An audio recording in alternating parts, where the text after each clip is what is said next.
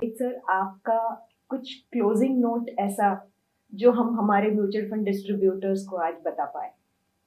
क्योंकि आपका title Alpa ji go beyond to grow beyond है, मैं एक और कहूँगा कि जिन भी एमएफडीज ने जर्नी चालू करी, कई तो जो हमारे साथ नए जुड़े हैं इंडस्ट्री में पिछले 3-5 सालों में, उन्होंने एक अच्छा मार्केट देखा। कई जने जिन्होंने बहुत वर्षों तक मेहनत करी है।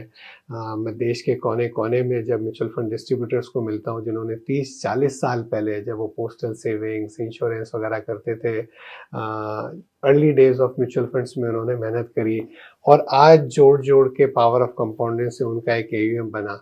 लेकिन अभी अमृत काल है और अब यहाँ पर एक कंपाउंडिंग एक अलग तरीके की हो सकती है। तो ये बहुत ज़रूरी है कि आपकी नेक्स्ट जनरेशन भी इसी प्रोफेशन में आए, और ये मैं सबको राय देता हूँ और सबको कोशिश करता हूँ कि आप अपनी नेक्स्ट जनरेशन से हमें मिलवाइए, आप एनकरेज करिए और ये समझाइए कि क्यों ये प्रोफेशन इतना अच्छा है।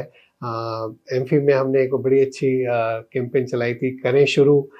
तो जो करें शुरू वो नए एमएफडीज बनाने के लिए है, लेकिन जो आप एमएफडीज ऑलरेडी ये प्रोफेशन में है और आपकी नई जनरेशन है, तो उनको तो ज़रूर आपके साथ वापस शुरू करवाइए।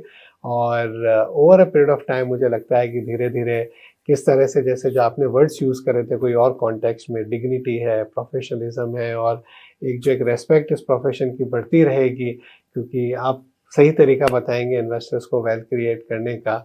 तो मुझे लगता है नेक्स्ट जनरेशन को आपको जरूर इस प्रोफेशन में लाना चाहिए, उनको एनकरेज करना चाहिए।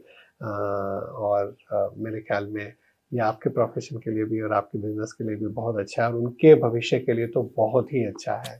जी, मुझे ऐसा लगता नहीं है कि दुनिया में म्यूचुअल फंड डिस्ट्रीब्यूटर से बेहतर कोई बिजनेस है, क्योंकि यहाँ पे हमें एक पर्पस मिला है।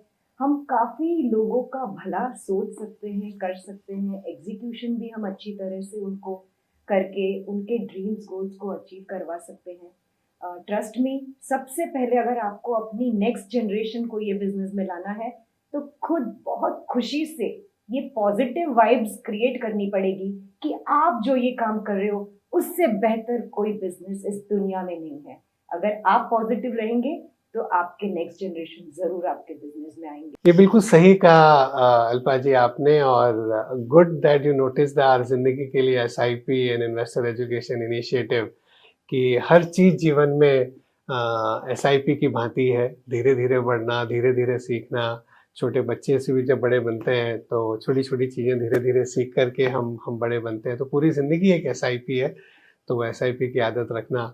मैं जब विद योर प्रॉमिसिंग सन निर्वाण से बात कर रहा था तो उससे और कुछ बात चल गई, पता नहीं कहाँ से, गौतम बुद्ध की, और उसने बड़ी अच्छी एक स्टोरी नरेट करी कि गौतम बुद्धा अपने एक बार डिसाइपल्स के साथ जा रहे थे, तो डिसाइपल पूछ रहे थे और कितना चलना है, तो उन्होंने बोला बस थोड़ा सा और। फिर उन्होंने थोड़ी देर बाद पूछा और कितना चलना है, इतना चल रहा है, बस थोड़ा सा और। फिर उन्होंने पूछा और कितना चल रहा है, बोला थोड़ा सा और पूरी शाम हो गई, फिर भी वो जगह नहीं आई जहाँ उनको पहुँचना था। तो डिसाइपल ने पूछा कि जब आपको पता था इतना दूर है तो आप बार बार ये क्यों कह रहे थे, बस थोड़ा सा और।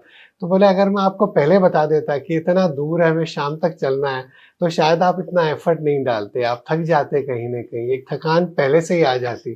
तो यही है कि वो एसआईपी भी ऐसी जर्नी है, धीरे धीरे बस थोड़ा सा, बस थोड़ा सा, बस थोड़ा सा, फिर जाके अल्टीमेटली डेस्टिनेशन मिल जाती है और हमारा गोल मिल जाता है, वेल्थ क्रिएट हो जाती है। तो वो जो फॉर्मूला है वो हमेशा याद रखना चाहिए, sound investment plus time plus patience equal to wealth creation. Navneet ji, thank you very much for taking time out from your busy schedule. Thank you very much. Hope you have liked this knowledge on investing. Please like us, share this video, and do not forget to subscribe to our YouTube channel. Share this video with all your friends and family